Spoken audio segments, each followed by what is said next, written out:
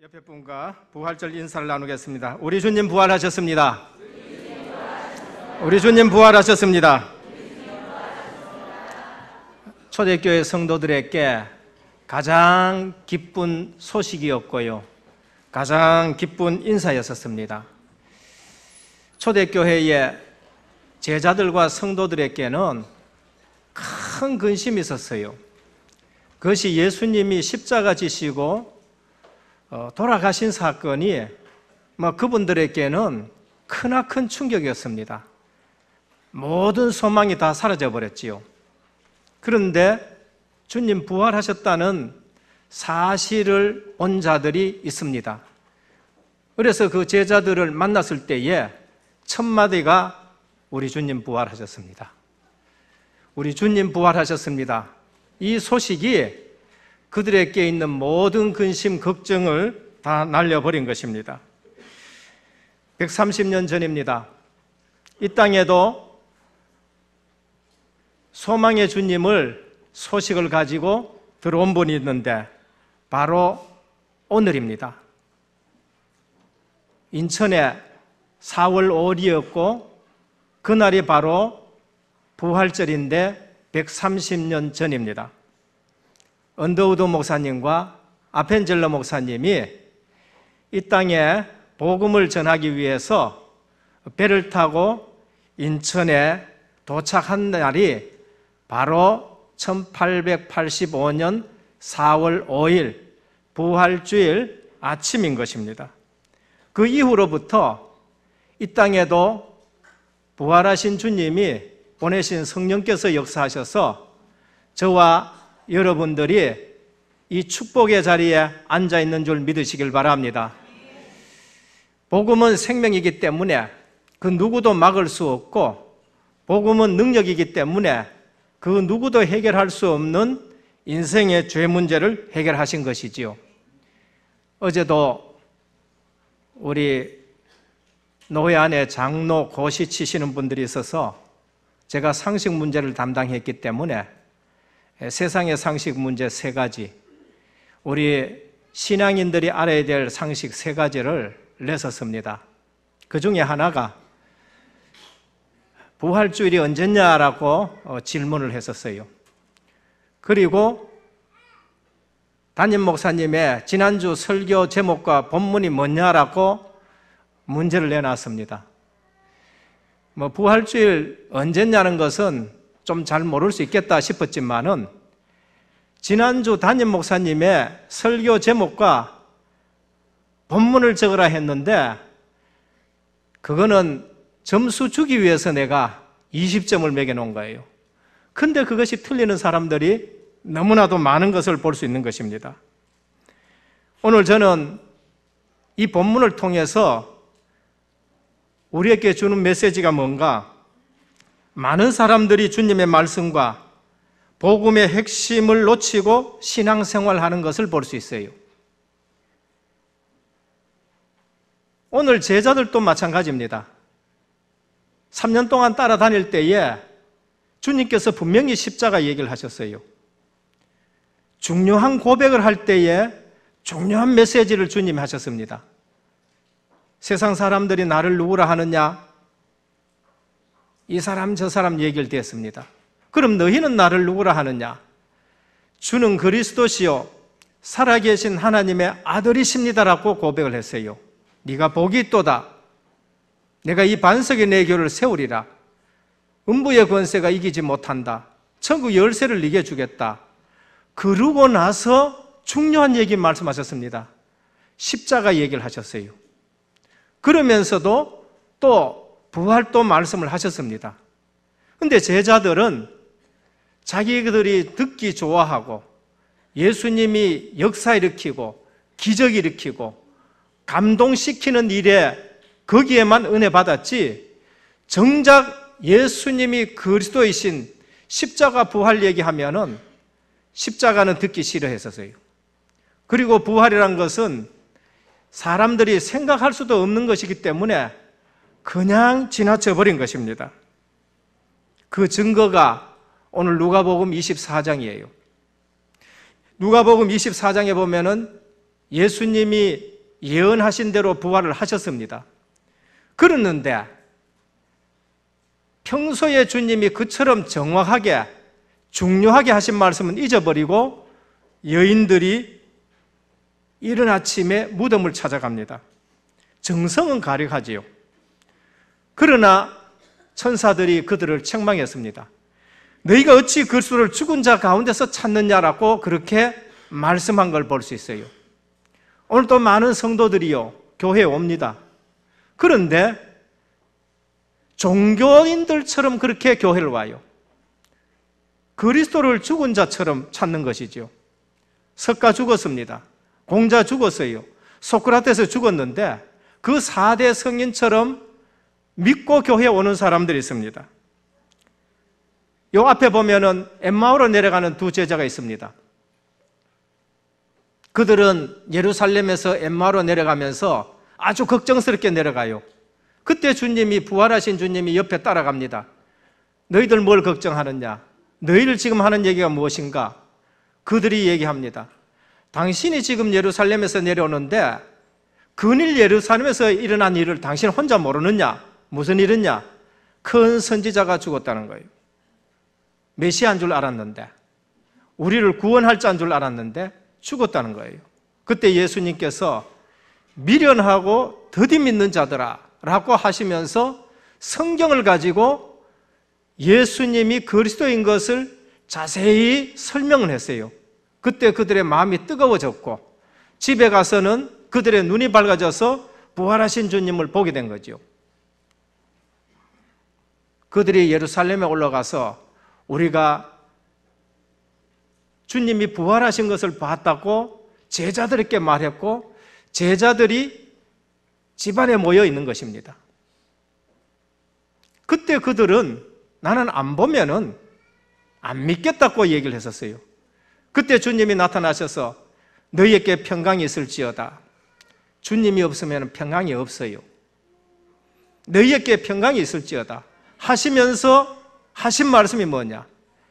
성경을 가지고 모세의 오경과 선지자의 글과 시편의 글을 가지고 전부 구약이죠. 예수님에 대해서, 그리스도에 대해서 자세히 설명했다고 말했죠. 오늘 예수님은 이미 구약에 예언된 그리스도로 오셨습니다. 예수님은 구약에 예언된 대로 부활하셨습니다. 저는 오늘 이 본문을 가지고 우리 모든 성도님들과 뭐를 나누고자 하느냐? 제자들이 방 안에 모여 있지만은 예수님이 없어요. 예수님이 말씀한 평소에 중요한 언약은 다 놓치고 염려 근심에 쌓여져 있는 것입니다. 오늘 은혜교회에 이 건물 속에 계시더라도 우리 주님이 말씀하신 약속을 놓치면은 근심 걱정할 수밖에 없는 성도가 되는 거예요. 부활하신 주님을 못 만나면은 엠마오로 내려가는 제자들처럼 신앙생활이 내려가면서 근심 걱정하는 신앙생활을 하는 것입니다. 믿는다 하면서도 실제로는 중요한 약속을 다 놓쳐요. 우리 복음운동하는 교회는 늘 강단의 말씀을 그처럼 강조하는데 장로님 되셔야 될 분들이 지난주일의 본문과 지난주일의 제목까지도 하나도 기억하지 못하는 중요한 것을 놓치고 신앙생활을 합니다. 그러면서 예수님 십자가와 부활의 은혜는 전혀 알지를 못하는 것이죠. 수십 년 믿었는데도 예수 부활의 신앙이 없어요. 집사 장로뿐만이 아니라 종교개혁이 일어났던 독일에서까지 목사가 강단에서 여러분 지금 또 예수님이 부활했다는 사실을 믿고 사는 그런 전설적인 일을 믿고 사는 신앙생활을 합니까? 라고 말하는 이러한 지경이 되어지는 것입니다. 오늘 우리가 빨리 알아야 될 것은 언약신앙 가지는 성도님 되기를 축원합니다. 다른 거는 다 그냥 지나가도 돼요. 서론적인 것은 그냥 지나가도 됩니다. 그러나 성경에서 말하는 중요한 언약은 정말로 우리가 잡고 응답받아야 될 그러한 말씀입니다. 복음이 무엇인가? 예수 그리스도와 그 십자가 부활 사건을 복음이란 말이에요. 예수 그리스도 하나님 나라에서 이 땅에 육신의 몸을 입고 오셔서 길을 내셨어요. 하나님 만나는 길을 여셨습니다. 예수 그리스도 십자가 지시고 우리 죄를 대속하셨어요. 어느 누구도 십자가 졌다 해가지고 다 우리 죄를 대속하는 것이 아니라 여자의 후손이라야 되고 처녀의 몸에서 나야 되고 동정녀 탄생하신 분만이라야 우리 죄를 대속할 수 있습니다. 십자가예요. 부활하셔야 사망 권세가 깨지는 거예요. 이 땅에 누구도 사망 권세 이긴 분이 없어요. 사망한 너에서 오는 것이 어디 있느냐? 사망에서 오는 것은 죄요. 죄의 권능은 율법인데 그 율법 아래 정죄된 인간의 이 죄 문제를 해결할 길이 없는 겁니다. 그래서 그리스도께서 부활하심으로 죄, 죽음, 지옥, 사망 권세가 깨어진 줄 믿으시길 바랍니다. 인생의 문제가 무슨 문제입니까? 그 문제예요. 죄 문제고 사망 문제고 지옥 문제고 장본인 사단의 문제예요. 이 사실을 해결할 수 있는 분은 왕 대신 그리스도 외에는 이 땅에 없어요. 다른 사람이 다 못하기 때문에, 아담의 후손으로는 할 수 없기 때문에 그리스도가 오셔서 해결한 것입니다. 그러면은 우리는 빨리 알아야 됩니다. 예수 그리스도의 십자가 사건은 그분이 그리스도라는 증거입니다. 우리는 배워야 될 일이 있습니다. 학교 가서 공부는 배워야 돼요. 1 더하기 1은 배워야 됩니다. 역사는 배워야 됩니다. 그러나 또 연구해야 될 일들이 있습니다. 과학은 연구해야 돼요. 그걸 밝혀내야 되고 임상실험에서 그걸 증명해야 되고요. 한 번 또 알지 못한 것이니까 찾아서 그것을 밝혀내는 것이 과학이고 그게 바로 연구해야 될 일입니다. 그러나 이 땅에는 믿어야 될 내용이 있습니다. 예수 그리스도의 십자가 부활은 믿어야 될 내용인 줄 믿으시길 바랍니다. 예수 그리스도의 부활은 연구해야 될 일이 아니에요. 그것은 성경에서 늘 말씀합니다. 예수 그리스도의 부활은 그분이 그리스도라는 증거예요. 아무리 좋은 일을 하더라도 예수님이 다 병자를 고치고 십자가를 지셨더라도 부활하지 아니하면 그리스도가 될 수가 없는 거예요. 그래서 예수 부활은 그분이 그리스도라는 증거를 우리에게 말씀합니다. 하나님은 연구의 대상이 아니고 믿음의 대상인 줄 믿으시길 바랍니다. 하나님은 연구의 대상이 아니고요, 예배의 대상이고 믿음의 대상이고 경배의 대상인 거죠. 예수님도 마찬가지로 부활하셨다는 것은 그분이 그리스도라는 증거를 우리에게 말합니다. 그래서 우리가 예수님을 정말 만나려면 어떻게 해야 되느냐? 오늘 예수님이 하신 대로 하셔야 돼요. 육신 문제에 눈이 어두워지고 불신앙이 들어오고 우리의 경험 가지고는 도저히 죽은 자가 살 수 없다고 생각되는 그런 불신앙이 들어오면은 우리가 예수님이 내 곁에 서 있는데도 볼 수가 없는 거죠. 예수님을 어떻게 만나느냐? 오늘 예수님이 하신 방법대로 하면 돼요. 그들이 불신앙에 빠졌고 그들이 내려가고 그들이 의심과 불안에 갇혀져 있을 때 예수님이 오셔서 성경을 가지고 그리스도에 대해서 증거를 하신 것입니다. 그때 그들이 예수님을 보게 되어지고 만나게 되어져요. 예배 시컨 드리고 나가가지고는 뭘 하냐? 하나님 계시는지 안 계신지 모른다. 기도 시컨 하고 가가지고는 하나님 아직 만나보지 못했다. 숨을 시컨 쉬면서도 공기가 있는지 없는지도 모른다. 그 얘기가 똑같은 거예요. 공기는 눈에 안 보여도 우리가 숨을 쉬면서 공기가 있는 줄 알아야 되는 거죠. 그건 봐야 되는 게 아니고요, 그냥 숨을 쉬면 되는 거예요. 오늘 우리는 예수 그리스도를 어떻게 만나느냐? 말씀을 통해서 만나시기를 바랍니다. 내 말이 영이요 내 말이 생명이라고 하셨죠. 예수님이 하시는 말씀이 영이요, 예수님이 하시는 말씀이 생명이라고 말씀하셨어요. 우린 예수님을 어떻게 만나느냐? 예수님은 구약 성경 모세 오경 가지고 그리스도에 대해서 말씀하셨고, 그 다음에 또 선지서를 가지고 그리스도에 대해서 말씀하셨고, 시편을 가지고 그리스도에 말씀하셨는데 그들의 눈이 뜨면서 예수님을 만나게 된 거예요. 오늘 하나님의 말씀을 읽으면은 하나님의 말씀이 하나님이신 줄 믿으시길 바랍니다. 내 말이 영이요 내 말이 생명이다 하셨죠. 성경을 읽어보지도 안 하고 하나님 없다 그러고, 성경을 읽어보지도 안 하고 하나님 못 만났다고 그러고, 하나님이 어디에 있느냐 그래요.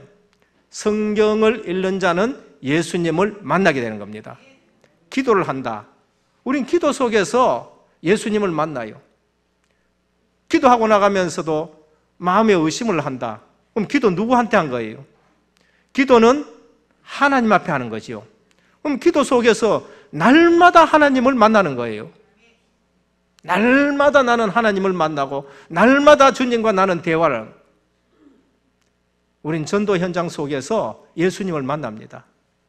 너희는 가서 모든 족속으로 제자를 삼아 아버지와 아들과 성령의 이름으로 세례를 주고 내가 너희에게 분부한 것을 가르쳐 지키게 하라. 볼지어다 내가 세상 끝날까지 너희와 항상 함께 있으리라.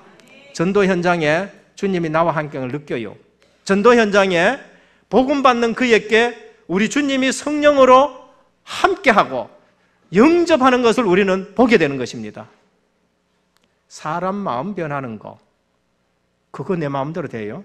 안 돼요. 그거. 내가 아무리 설득하고 내가 아무리 좋은 일 해주고 내가 회사 다닐 때 밥 아무리 사줘도 밥 사주는 거 갖고 예수 믿는 사람 못 봤어요. 아니요. 사람의 마음을 움직이는 것은 기적 중에 기적인 것입니다. 그분이 예수 믿는다? 그것만큼 기적이 없어요. 홍해 갈라지는 것보다가 예수 믿는 것이 더 기적이에요. 그 마음을 누가 움직이느냐? 성령 하나님이 움직이시는 것입니다. 그래서 예수님을 어떻게 만나느냐? 말씀을 통해서, 기도 속에서, 그리고 전도 현장 속에서 예수님을 만나게 되는 겁니다. 이 사실을 놓치니까 일주일 동안 하나님 말씀하고 상관없는 일들을 많이 하죠.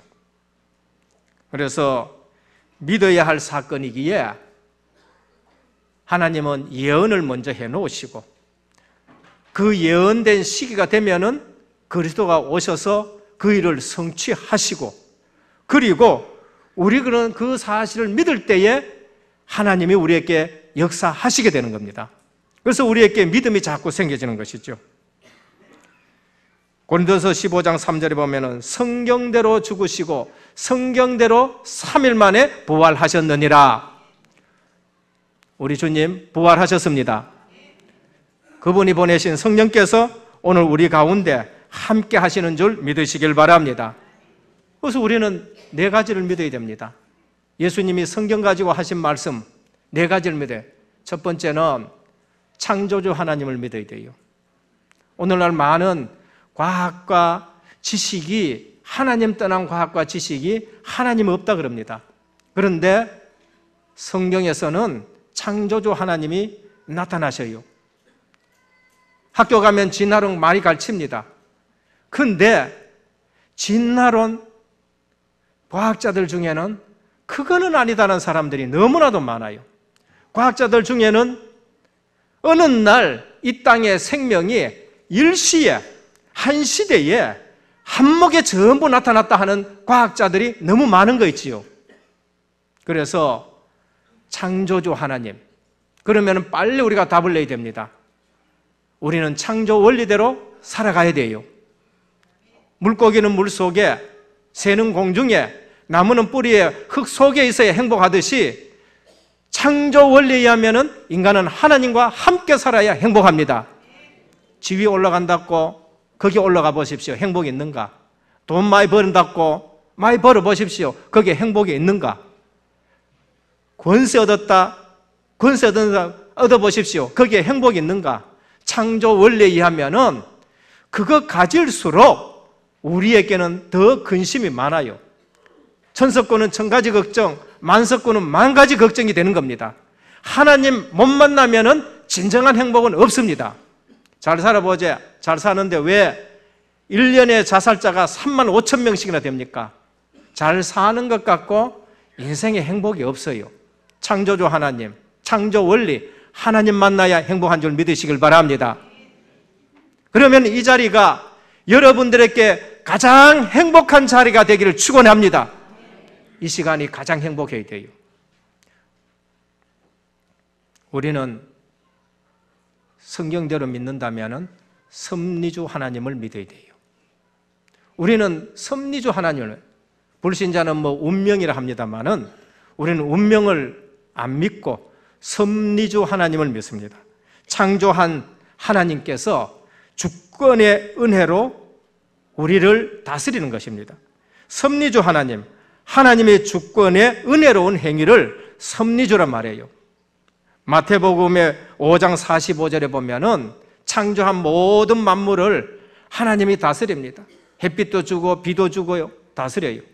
그러면서도 특별하게 또 섭리하시는 분이 있습니다. 로마서 8장 28절, 하나님을 사랑하는 자, 그 뜻대로 부르심을 입은 자들에게는 모든 것이 합력하여 선을 이루느니라. 하나님의 백성에게는 특별하게 섭리하시는 거예요. 특별하게 은혜를 베푸시는 겁니다. 그래서 섭리했었을 때에 하나님의 주권의 은혜로운 행위가 섭리지요. 하나님은 선하신 대로 자꾸 역사를 움직여 가시는 것을 하나님의 섭리라고 말합니다. 자비하심을 나타내시고 선하심을 나타내시는 겁니다. 그러면서 성경대로 구속주 하나님을 믿습니다. 십자가 부활이죠. 하나님은 우리를 구속하기 위해서, 완벽한 구원을 이루기 위해서 십자와 구속, 그러면서 부활을 우리에게 주신 것입니다. 이 예언은 벌써 수천 년부터 예언되었고, 그러면 성취가 됐는데 믿을 때에 역사가 일어난 거죠. 그러면서 우리가 믿어야 될 게 뭔가? 재림주 하나님입니다. 그리스도, 믿지 않는 자에게는 심판주로 임하는 것이죠. 그래서 불신자들이 두려워하는 거예요. 그래서 불신자들이 죽음을 두려워하고요. 그래서 불신자들이 떨고 있는 것이죠. 본질상 진노의 자녀가 되어 있기 때문에 그런 것입니다. 분명히 주님은, 부활하신 주님은 우리에게 이렇게 말씀하셨습니다. 내가 다시 오겠다라고 말씀하셨죠. 재림주로 오시는 것입니다. 너무나도 재림 사상을 이단들이 많이 써먹어 버려가지고 오늘 교회에서 재림이란 말을 잘 안 쓰지요. 2000년 동안 안 오셨기 때문에 오겠나 또 그렇게도 생각해서 또 안 쓰지요. 그러나 초대교회 성도들이 승리한 비결의 배경이 뭔가? 재림주를 믿었기 때문에 그래요. 주님이 곧 오실 거라는 것을 믿고 신앙생활을 했기 때문에 그들은 동기가 없었고, 그들은 자기 유익을 다 버리고 그들은 준비된 삶을 살았는 거예요. 오늘 우리는 주님이 아직도 잘 안 오실 거라고 생각하기 때문에 그냥 다른 거 자꾸 많이 붙드는데 재림주 그리스도를 믿어야 돼요. 재림주, 다시 말하면은 종말 신앙을 가져야 돼요. 종말 신앙이 언제냐? 주님이 승천하신 것부터 주님이 오시는 그 사이는 언제든지 종말이에요. 이단들이 써먹은 거, 그게 사단의 장난인 겁니다. 사단이 그 장난을 계속해서 성도들이요, 종말 신앙을 잃어버리게 해요. 하나님 앞에 사는 것을 잃어버리게 해요. 그래서 다음에 개인 종말 다음 없어요. 시대 종말 언제 오는지도 몰라요. 역사 종말은 반드시 있는 줄 믿으시길 바랍니다. 종말 신앙을 가진 자는 물질과 시간을 중요한 데 쓰지요. 그냥 허비하지 않습니다. 내일 죽는데 오늘 내 시간을 아무 때나 쓰겠습니까? 절대 그러질 않아요. 우리가 믿어야 될 내용이 뭐냐? 창조주 하나님, 섭리주 하나님, 구속주 하나님, 재림주 하나님. 그래서 우리가 전도를 하는 것입니다. 오늘 많은 예식이 있기 때문에 짧게 말씀합니다. 첫째, 너희는 이 모든 일의 증인이라. 십자가 부활의 증인인 것입니다. 예수님이 성경으로 예언된 대로 십자가 지시고 예언된 대로 부활하셨습니다. 그러면은 이 부활하신 주님을 우리가 어떻게 만나요? 말씀을 통해서. 어떻게 만나요? 기도 속에서. 어떻게 만나요? 전도 속에서. 예수 그리스도의 부활은 역사적인 사건입니다. 그러면은 내가 그 일에 증인이 되어야 되는 거죠. 역사 속에 예수님의 부활은 많은 증거를 가지고 있습니다. 성경에 예언이 되었고 실제로 그렇게 성취하셨고, 그런데 역사 속에 그게 많아요. 뉴웰리스라는 사람이 있습니다. 그 사람은 예수 부활 없어. 내가 그거 증명하겠다. 그러면서 고고학을 가지고 전부 파헤쳤어요. 그런데 파헤칠수록 예수 그리스도의 부활을 부인할 수 없는 증거들이 나타나기 시작하는 겁니다. 그래서 그는 어느 날 무릎을 꿇고 그 붓을 꺾어버리고 하나님 앞에 회개하고 예수 그리스도를 영접하고, 그가 쓴 소설이 그가 쓴 책이 뭐냐? 벤너라는 거예요. 예수 그리스도가 십자가 지시고 부활하셨다, 벤너라는 책을 썼는 것이고 그것을 영화화까지 시킨 것을 볼 수 있습니다. 예수 그리스도의 역사적 증거 지키던 군인들이 먼저 봤었습니다. 무덤에 예수님이 없다, 군인들은 다 죽어야 돼요. 사도행전에 보면은요, 베드로가 감옥에 없었으니까 그 군인들 다 죽었어요. 분명히 군인이 죽어요. 사도행전에 16장에 간수장 옥고에 터지고 죄수들이 달아났는 줄 알고 자기 죽을 걸 알고 자결하려 했었습니다. 그런데 바울이 달아나지 않았기 때문에 그분이 살았어요. 죄수가 없으면 죽어요. 무덤에 예수가 없으면 군병들이 다 죽어요. 근데 군병들 죽지 않았어요. 돈을 죽으면서 너희들 제자들이 훔쳐갔다고 얘기해라. 군인이 죽질 않았었습니다. 또 잘못 봤겠지, 환상설. 안 되니까 제자들이 도둑겨 갔겠지, 도난설. 이 세 가지는 예수 그리스도가 부활했다는 증거예요. 세 가지를 다 종합하면 뭐냐? 예수님이 살았다는 증거죠. 역사적 증거. 제자들이 전부 다 순교한 겁니다. 원래 제자들은 겁쟁이였었습니다. 계집종 앞에서도 거짓말하고 도망가는 겁니다. 그런 제자들이, 목숨 부질하려고 한 제자들이 거짓말에 생명 걸겠어요? 그것도 12명이 전부 다가. 그것은 예수 그리스도가 부활하셨다는 증거죠. 무덤이 비어있는 거 예수 그리스도가 부활하셨다는 증거입니다. 그리고 예수 그리스도가 부활했다는 증거, 핍박자 사울.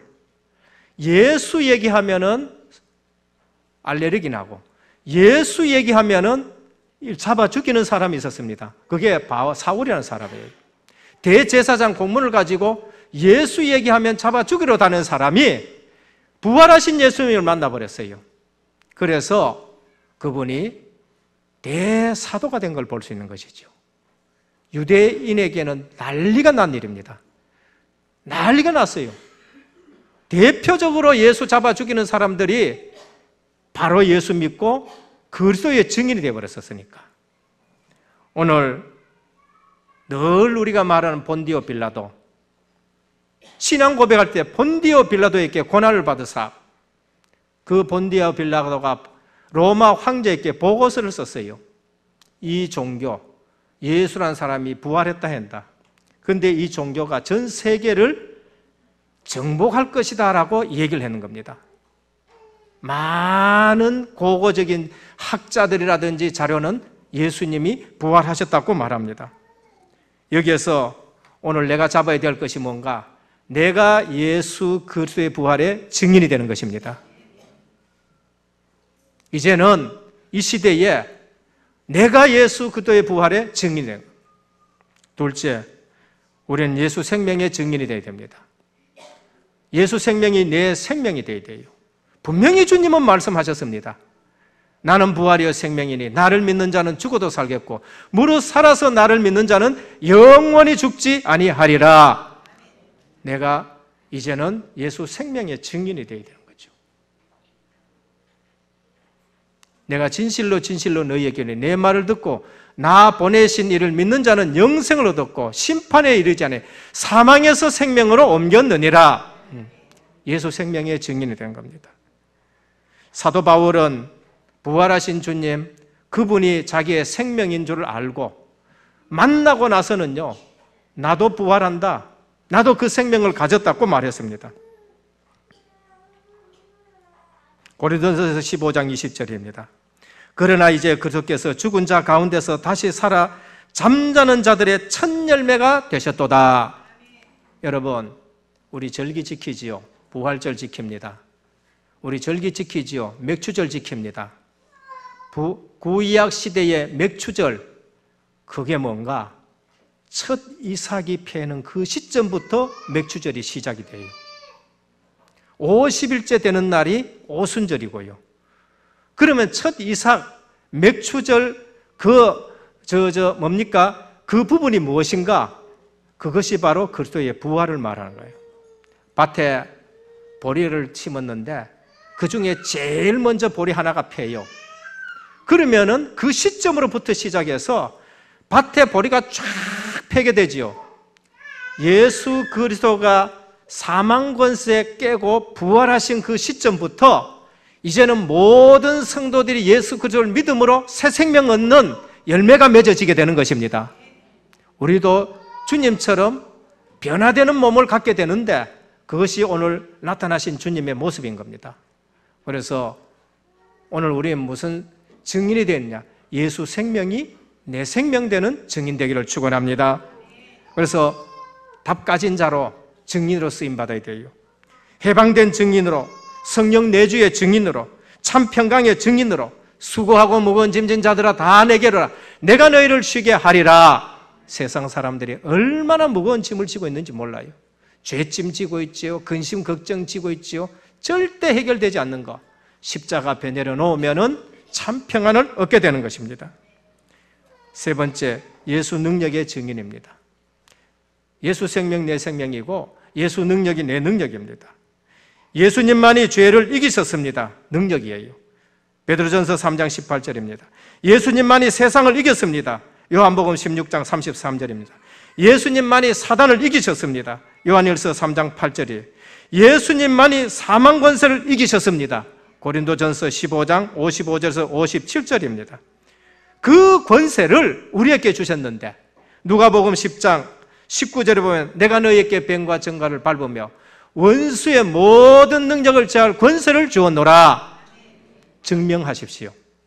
현장 가가지고 증명하여 현장 가가지고 사용해 보시길 바랍니다.